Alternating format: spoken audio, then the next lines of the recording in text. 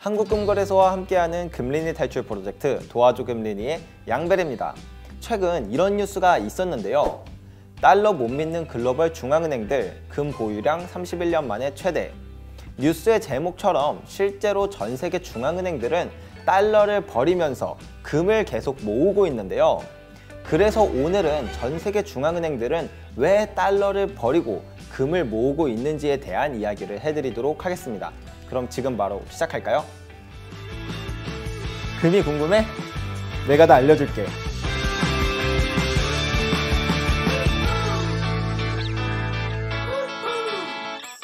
중앙은행은 금융경제의 사령탑이라고 불리는데요. 우리나라의 경제가 안정적으로 잘 굴러갈 수 있도록 최선을 다해 일하는 곳입니다. 그래서 중앙은행들은 항상 언제 찾아올지 모르는 위기를 대비해두기 위해 하는 것이 있는데요. 그것이 바로 외환보유고를 채우는 것입니다. 외환보유고는 쉽게 말해 안전자산을 쌓아두는 곳간이라고 생각하시면 돼요. 위기의 순간을 대비하는 것이기 때문에 가장 안전하다고 생각하는 자산을 쌓아두어야겠죠. 그래서 가장 대표적으로 미국의 돈인 달러를 쌓아두는 경우가 많습니다. 그리고 당연히 인류 역사 중 최고의 안전자산인 금도 쌓아두고요. 근데 아무래도 금은 수백 톤에서 수천 톤을 갖고 있어야 하다 보니까 보관하는 것도 번거롭고 비용도 많이 들겠죠.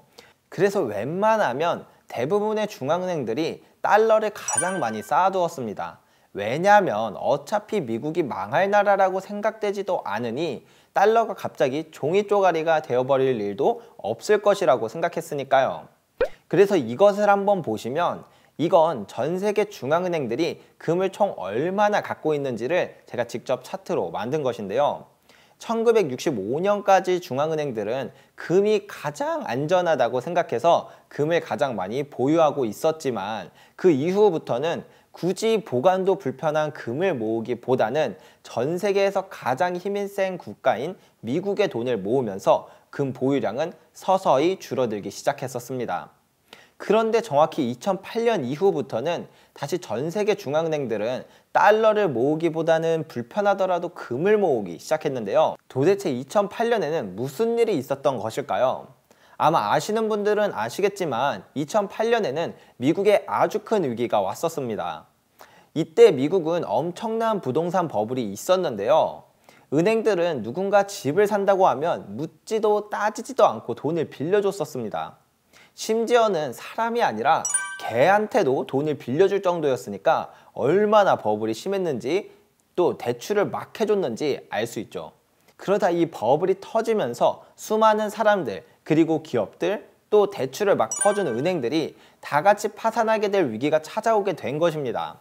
그런데 미국 정부는 이걸 그대로 두고만 볼 수는 없으니 특단의 조치를 취한 것이 바로 중앙은행의 양적 완화 정책입니다. 양적 완화 정책은 한마디로 그냥 세상에 미친 듯이 돈을 찍어서 풀어버리는 겁니다. 그 미친 듯이 찍어낸다는 게 얼마나 미친 듯이 찍어낸 거냐면요. 이것은 미국의 중앙은행이 돈을 얼마나 찍어냈는지를 보여주는 차트입니다. 미국이 건국한 이후 위기 이전까지 약 90년 동안 중앙은행이 찍은 돈을 다 합쳐도 1조 달러가 안 됐는데 2008년에 위기가 터진 다음 양적 완화 정책 한 방으로 고작 5년 만에 4조 달러까지 4배가 늘어났습니다. 90년 동안 찍어낸 돈의 4배를 고작 5년 만에 찍어냈다는 거죠.